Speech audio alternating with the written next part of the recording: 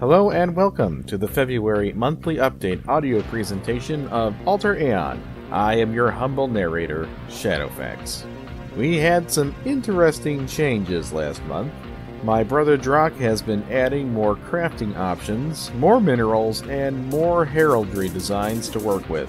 One big thing he and I worked on together was introducing rare sky iron ore deposits, which are occasionally left by meteor showers. Right now, the odds are 1 in 100.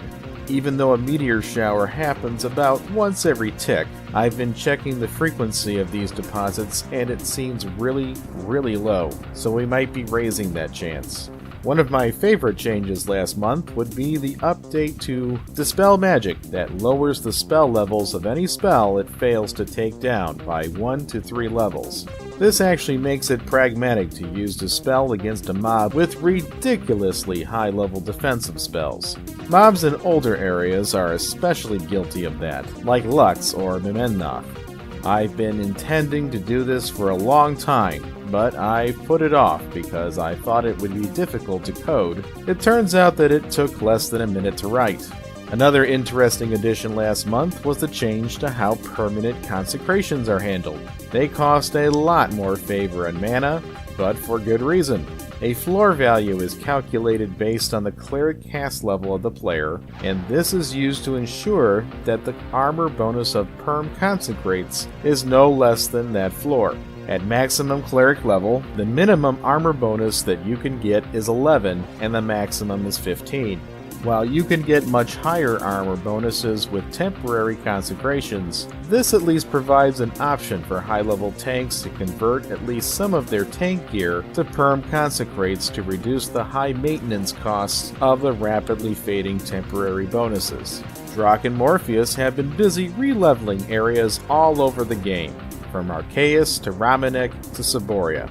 This has been in response to the increase of the maximum player level from 37 to 38. The re-leveling goals have been to provide high-level content for new level 38 players and to better spread the distribution of lower-level areas. For now, primarily mobs have been the focus of these area re-levels, and it may be some time until the objects in those areas are improved to meet the new levels. There is still a glut of areas around the level 32 to 33 range that need to be worked on, and it is our intention to reduce the number of auto-leveling areas, seeing as how they aren't as needed anymore. Morpheus reports that his team has reworked many quests out of the Inn of the Lonely Wanderer in hopes that they will run smoother now and be compatible with areas that have recently had their levels modified.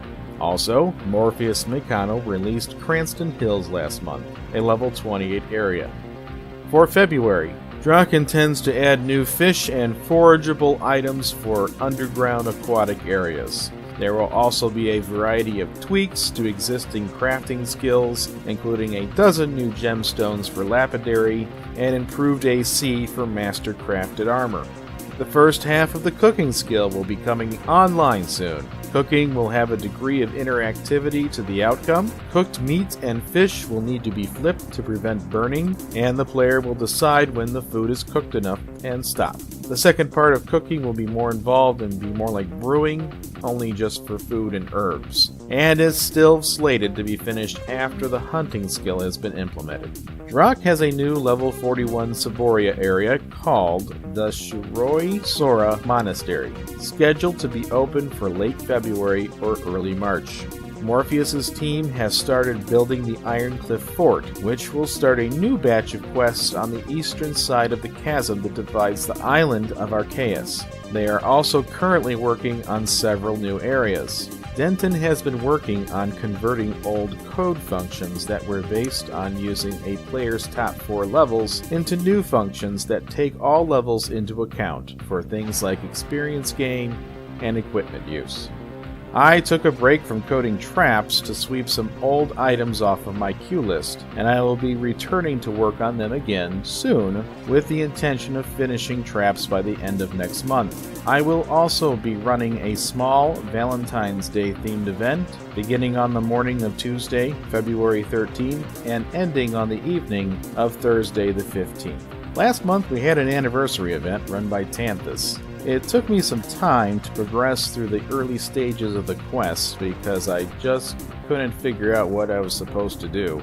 So I missed out on most of it. That's too bad for me, since I was finally starting to make headway on the Legacies leaderboard. I was actually hoping to get a public rank on it sometime soon, but alas, I have fallen behind once again. That concludes this monthly update. Archives and resources for our audio updates can be found at www.lawful-evil.org/videos. You can subscribe to our YouTube channel for more presentations, or follow us on Facebook, Twitter, or Tumblr. Tell your friends about us, and come play this month. We hope you enjoy playing Alter Aeon, where every day is an adventure. Thanks for listening, and happy mudding, everybody. AlterAeon.com. That's ALTERAEON.com.